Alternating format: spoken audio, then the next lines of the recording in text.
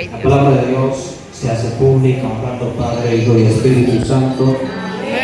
Las ellas dicen así: Jehová envió a los hijos de Israel un varón profeta, el cual les dijo: así ha dicho Jehová, Dios de Israel, yo os hice salir de Egipto, y os saqué de la casa de servidumbre, os libré de las manos de los egipcios y de la mano de todos los que los apliqué, a los cuales eché delante de vosotros, y os di su tierra, y os dije: yo soy Jehová vuestro Dios, no temáis a los dioses de los amorreos, en cuya tierra habitáis, pero no habéis obedecido a mi voz. Y vino el ángel de Jehová y se sentó debajo de una encina de Ofra, la cual era de Joás Abieserita. Y su hijo Gedeón estaba sacudiendo el trigo y el lagar para esconderlo de los madianitas. Y el ángel de Jehová se le apareció y le dijo: Jehová está contigo, varón esforzado y valiente. Y Gedeón respondió: Señor mío, si Jehová está con nosotros, ¿por qué no ha sobrevenido todo esto? ¿Y dónde están todas sus maravillas que nuestros padres nos han contado, diciendo: no nos sacó Jehová de Egipto, y ahora nos ha desamparado, y nos ha entregado en mano de los madianitas? Y mirándole Jehová le dijo: ve con esta tu fuerza y salvarás a Israel de la mano de los madianitas. ¿No te envío yo? Entonces le respondió: Señor mío, ¿con qué salvaré yo a Israel? He aquí que mi familia es pobre en Manasés, y yo el menor en la casa de mi padre. Jehová le dijo: ciertamente yo estaré contigo y derrotarás a los madianitas como a un solo hombre. Y él respondió: yo te ruego que si he hallado gracia delante de ti, me des señal de que tú has hablado conmigo. Te ruego que no te vayas de aquí hasta que vuelva a ti, y saque ofrenda y la ponga delante de ti. Y él respondió: yo esperaré hasta que vuelvas. Y entrando Gedeón preparó un cabrito y panes sin levadura de un efad de harina, y puso la carne en un canastillo y el caldo en una olla, y sacándole se le presentó debajo de aquella encina. Entonces el ángel de Dios le dijo: toma la carne y los panes sin levadura y ponlo sobre esta peña y vierte el caldo. Y él lo hizo así.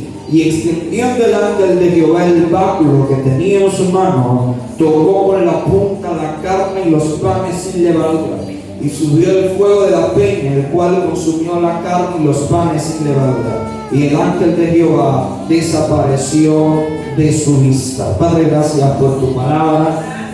Gracias porque ellas son vida y son vida en abundancia. Nos pedimos que las bendiga, Señor, porque sabemos que ellas son benditas, pero tienen el poder para bendecirnos a nosotros. Por eso te pido que mientras tu siervo vaya predicando y disertando el Evangelio, Señor, tu gracia se mueva por doquier, que tu Espíritu Santo vaya calmando, Padre Santo, los temores y las inseguridades, de modo que a partir de hoy nosotros seamos ofrenda grata para ti. Son favores que te pedimos en el nombre de Jesús. Amén. Mire, mis santos hermanos, hemos tomado como punto de referencia o como punto de partida Jueces su capítulo 6, versículo 8, donde aquí está narrando una historia muy conocida y muy rimbombante.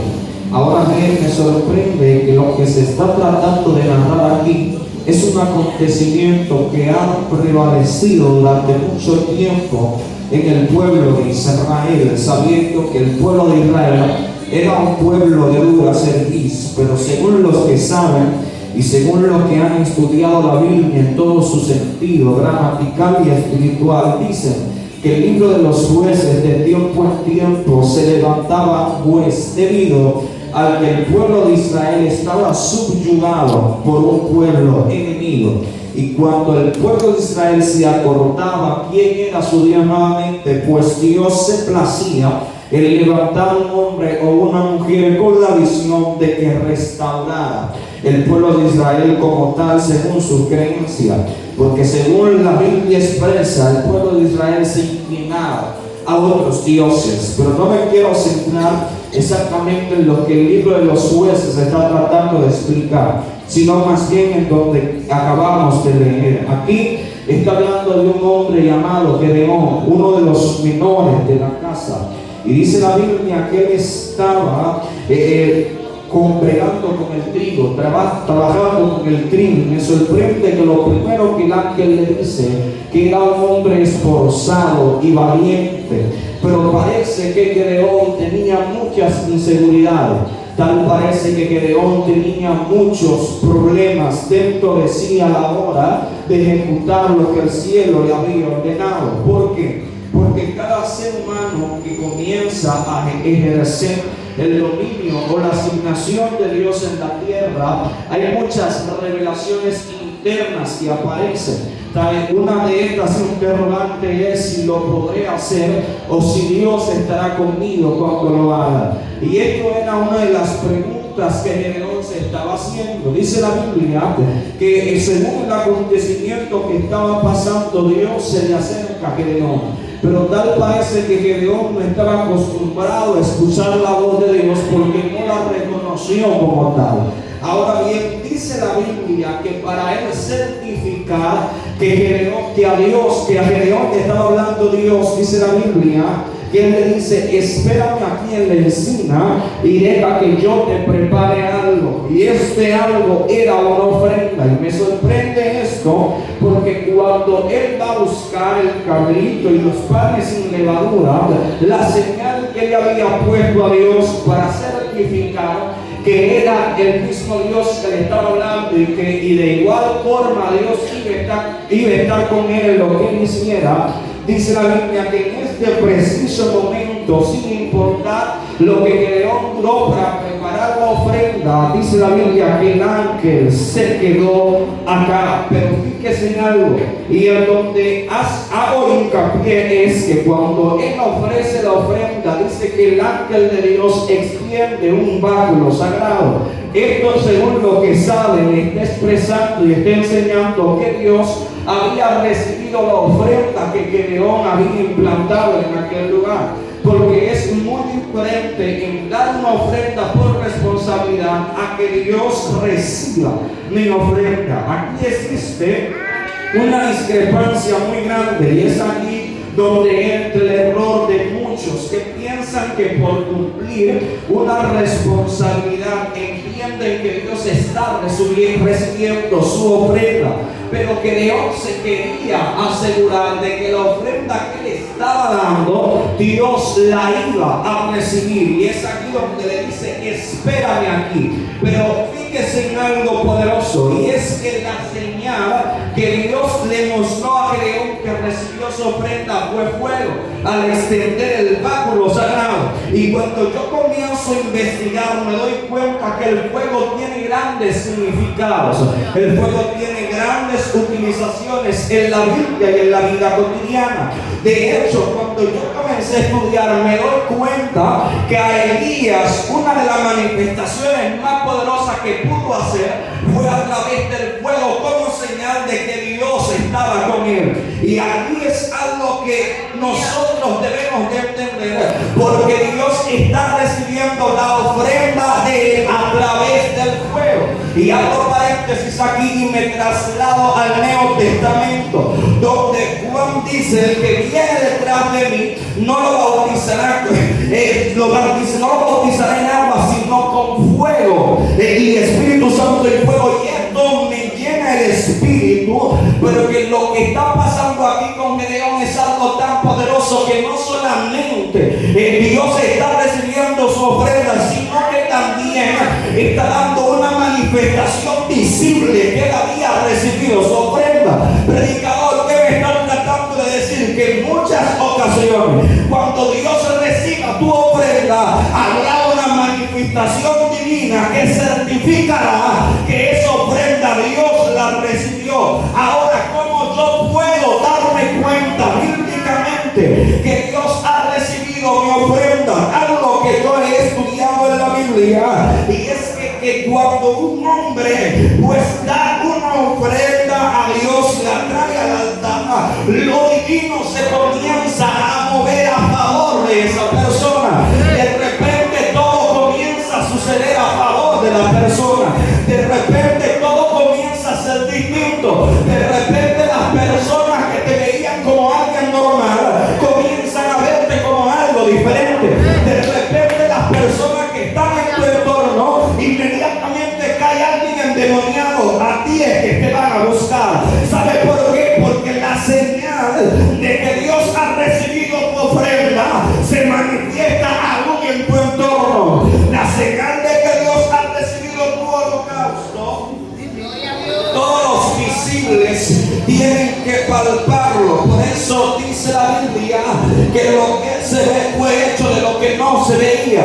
Y hay algo que se llama teofanía, que es la manifestación de Dios en la tierra, que muchas personas dudan de esto, pero es algo más real aún que yo, porque Dios es más real aún que yo que le estoy hablando aquí. Dios es más real aún que el banco donde usted está sentado, porque todo lo que fue hecho por Él. Pero no me quiero detener aquí, sino en esto que está pasando aquí. Después que Dios recibe el sacrificio, dentro del sacrificio hay un cabrito, y todos sabemos que en la antigüedad esto se utilizaba como expiación al pecado. Ahora bien, Dios está haciendo una simbiosis poderosa y la está dejando plantada en el corazón de Gedeón.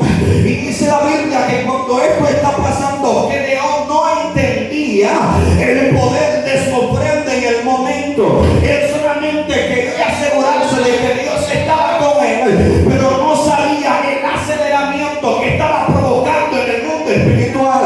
Porque Gedeón tal vez entendía que su vida era una vida común y normal hasta que Dios recibió su ofrenda. Tu vida va a ser paupérrima hasta que Dios reciba tu ofrenda. Inmediatamente Dios reciba tu ofrenda, todo va a cambiar.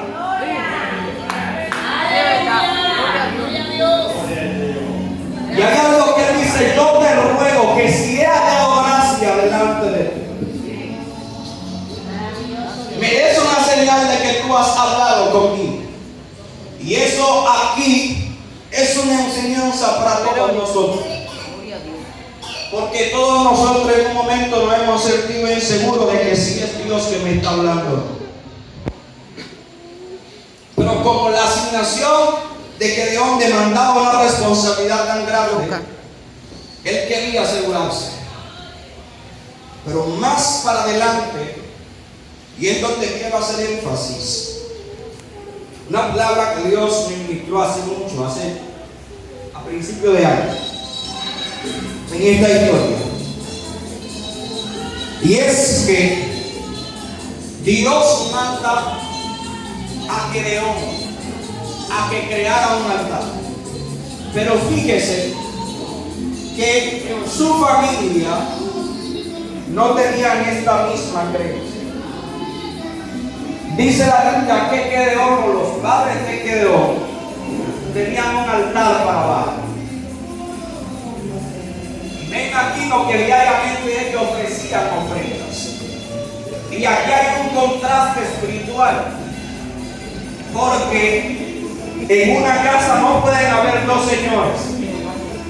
Ahora Dios necesitaba demostrarle a Gedeón que él tenía la potestad para destruir esos altares. Pero fíjese que primero lo manda, o lo insta, o crea el escenario para llevar una ofrenda. Porque cuando yo entrego mi ofrenda, entonces el mundo espiritual comienza a respaldar en aquello que voy a emprender.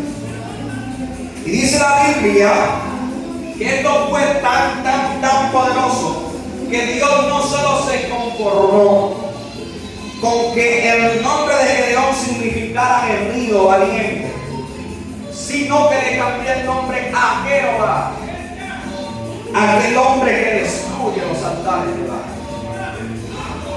Y fíjese en este principio poderoso que el mismo Dios trató conmigo, y es que para poder manifestar o tener un altar dedicado a Dios, debo de visualizar si en el entorno donde yo estoy no hay personas teniendo otro altar. Y es algo muy poderoso, porque cuando este altar está en función, los que están cerca no pueden funcionar. Porque cuando lo real se activa, lo que es prácticamente ficticio tiene que desmantelarse. Y es una cuestión tan poderosa, porque yo, mientras voy viendo, muchas personas se preguntan, y de hecho cristianos le tienen miedo a los asuntos de mujeres. Pero entiendo por las Sagradas Escrituras que cuando un espíritu inmundo me ve a mí, no me está viendo a mí, está viendo a Cristo revelado a través de mí. Y es aquí donde entra algo sumamente poderoso. ¿Sabe por qué?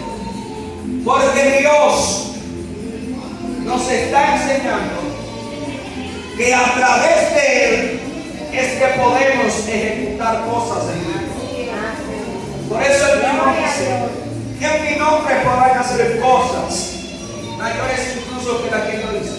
Porque en el mundo, aquí en el mundo físico, tal vez yo sea o me vean como ángel, pero en el mundo espiritual ven a Cristo a través de mí. Por eso mi palabra tiene poder. Por eso hay cumplimiento por lo que yo hablo, no por mí, sino porque en el mundo espiritual no estoy hablando yo. Pero todo esto está enlazado estrictamente con la ofrenda. Porque de la única forma que en el mundo espiritual me conozcan es que yo me integre al mundo espiritual.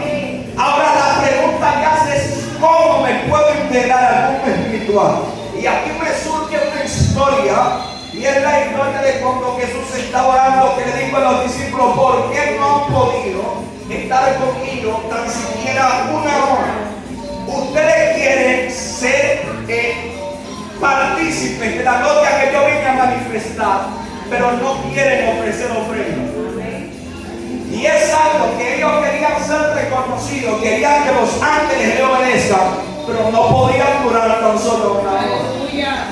Y para que el mundo espiritual te conozca, hay facetas y hay requisitos a cumplir. Lo primero es que el fuego te visite, porque el fuego te purifica. El fuego te limpia. Entonces Gedeón no entendía por qué el fuego había descendido, y lo que Dios le estaba diciendo, estoy limpiando tu ofrenda para que te puedan reconocer no solo en el mundo físico, sino también en el mundo espiritual. Por eso primero Moisés tuvo que pasar el desierto 2 veces antes de guiar al pueblo. Porque primero hay que aprender a hacer ofrenda. Y luego comienzo a vivir. Y luego comienzo a manifestar lo divino. Y fíjese que lo que Dios estaba buscando en esta historia, número uno, era romper las inseguridades que tenía que ver. Porque el mundo espiritual no funciona con incrédulos. Por eso una de las cosas primordiales que Cristo hizo fue que reprendió a los incrédulos. Lo que garantiza una persona para que esté cerca de mí es que no sea incrédulo. Hay cosas que yo ni siquiera las digo, porque yo sé que va a saltar uno y va a decir que no es así.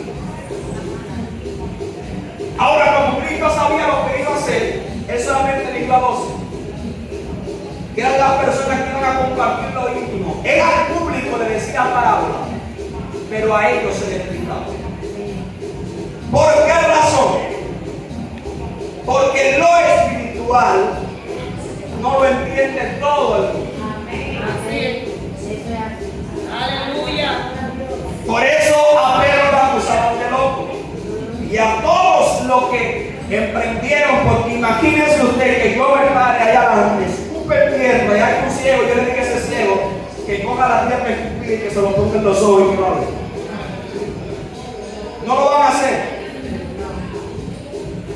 Porque el mundo espiritual se activa con fe, y esto era lo que Dios quería hacer con Gedeón a través de esa ofrenda. Romper la duda. Muchas personas en el pueblo de Dios con duda, Dios no va a recibir tu ofrenda. Porque Dios no funciona con la duda. Dios funciona con alguien que le cree. ¿Por qué el cielo comenzó a favor de Abraham? Fue porque él caminó sin preguntar mucho. Él no pensó en la riqueza que iba a dejar atrás, si su papá y su mamá le iban a dar una herencia o no. Él escuchó la voz que le dijo: sal de tu tierra y de tu parentela, y él empezó a caminar. Por eso, para que el mundo espiritual se direccione en pos o en favor a nosotros, hay una ofrenda que hay que dar, pero esa ofrenda hay que estar garantizado de que Dios la recibe. Y Gedeón quería asegurarse de esto. Y cuando en este momento dice que cae fuego sobre la ofrenda que le había ofrecido, Gedeón tuvo miedo, porque pudo ver realmente que era Dios que le hablaba. Entonces Dios tuvo que decirle a Gedeón: ten paz, no morirás. Porque la asignación que hoy yo te delego tendrás que cumplirla a pesar de todos los desafíos que se te encuentran. Y con esto concluyo. Todos los hombres de Dios a lo largo de su vida tuvieron que crear un altar. Y ellos fue algo tan rimbombante y tan poderoso en el espíritu que no solamente crearon un altar, sino que ellos mismos se convirtieron en ofrenda. Y al ellos convertirse en ofrenda, ya ellos murieron a sus deseos. Que era lo mismo que Cristo quería enfatizar cuando dijo: el que quiera venir en pos de mí, cargue su cruz, niéguese a sí mismo y sígame. Sí, aleluya. Inmediatamente tú haces eso, te conviertes en ofrenda. Ya no tengo que preparar un cabrito y panes sin levadura. Yo mismo soy la ofrenda.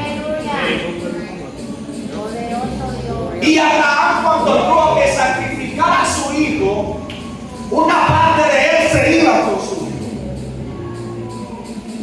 Pero el sentido de la ofrenda a Dios es que te duela. Nadie, y guárdese eso y apúntelo si usted quiere, nadie va a valorar a Dios si no sufre por él. Si no, pregúntele a Abraham. Aleluya. Adán tenía todo el viento en popa. El marco bajito y la cantar en la pelea. Pero Dios tuvo que permitir un ambiente hostil para que él valorara su presencia. Por eso él se escondió. Porque él sabía la consecuencia, porque ya Dios le había hablado. Y a veces preguntamos: ¿por qué Dios nos lleva a un ambiente tan cruel? Y es para que aprendamos a valorar. Y es para que nuestra ofrenda sea recibida. Porque no crea usted que recibir fuego es algo fácil. Cuando tú recibes fuego, hay algo dentro de ti que se calmó. Hay algo dentro de ti que muere. Y cuando esto muere, entonces que comienza realmente la verdadera historia. Aleluya.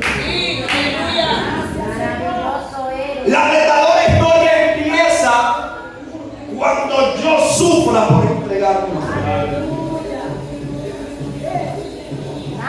O tal vez no entendía lo que Dios quería hablarle o lo que Dios quería enseñarle. Porque Job fue el ejemplo viviente de lo que es convertirse en ofrenda. El hombre tuvo que rasparse su cabeza, rasgar su vestidura y tirarse al suelo. Todo el mundo diciendo: niega a tu Dios, muérete, tú no eres nadie, porque algo valeroso quiere Dios. O en ese tiempo había una costumbre que el que tenía letra no lo querían cerca. Y todo iba de mal en peor para Job. Pero Job dentro de sí sabía que él se estaba convirtiendo en ofrenda y que cuando ese proceso pasara, todo eso va a pasar. Por eso dice: yo sé que mi Redentor vive ya aún. Aleluya. Del polvo. Aunque en mi momento más difícil, allá Dios extenderá su mano. David, cuando Saúl lo estaba persiguiendo, se escondió en Adulán. El hombre estaba asustado, tenía miedo, pero nunca levantó su mano en contra del ungido. Aunque él sabía que él era el rey de turno, respetó el mando de Saúl. Aunque él sabía que en el momento Saúl lo quería como chivo expiatorio para todo lo que le estaba haciendo, él sabía que en cualquier momento la historia iba a cambiar. Gloria a Jesús. Y en el Salmo me parece que 40, él dice algo poderoso. Él dice: pacientemente esperé a Jehová. Él se inclinó a mí y escuchó mi clamor. Pacientemente, el hombre no estaba desesperado. A pesar de que lo estaba persiguiendo, él dice: pacientemente esperé a Jehová. Y se inclinó a mí y oyó mi clamor. O sea, que luego que le aguardó con paciencia, luego que le entendió que era una ofrenda en proceso, fue que Dios escuchó su clamor. Y me hizo sacar del pozo de la desesperación. Y es aquí donde sale mi pregunta: ¿de dónde la paciencia y la desesperación están en conjunto? Aleluya. Aquí lo que le estoy diciendo: en mi momento de desesperación yo tuve que tener paciencia. Amén.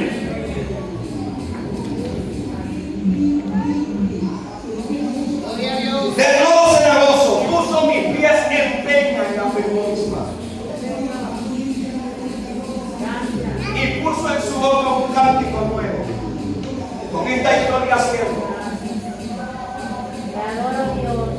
Para valorar lo que Dios hace por cada uno de nosotros hay que sufrir. Y el pueblo de Israel tuvo que aprender a valorar a Dios, aunque haya sido en momentos hostiles. Gloria a Dios. No obstante que tuvieron que durar 40 años dando vueltas,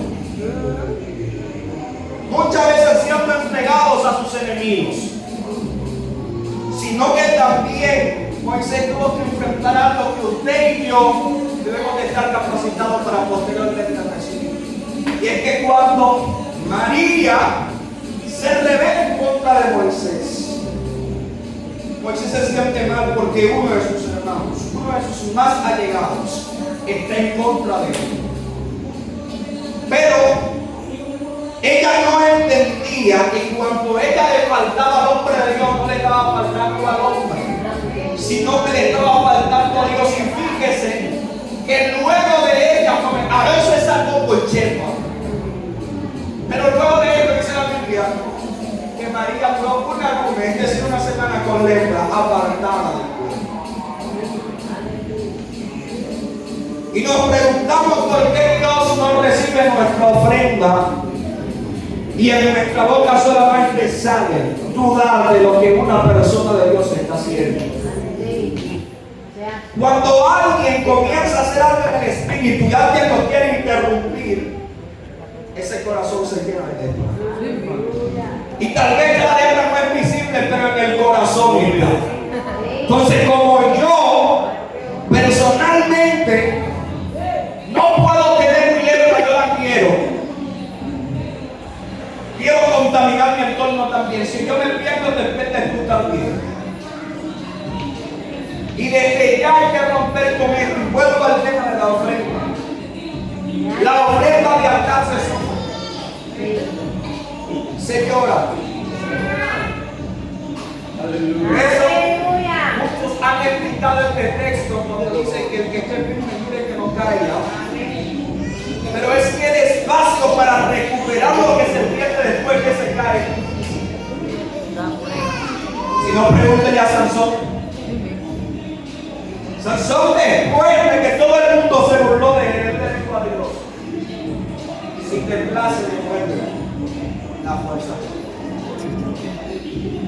Y Dios te va a devolver la fuerza siempre y cuando reconozcas que la ofrenda en el momento que se está ofreciendo se valora.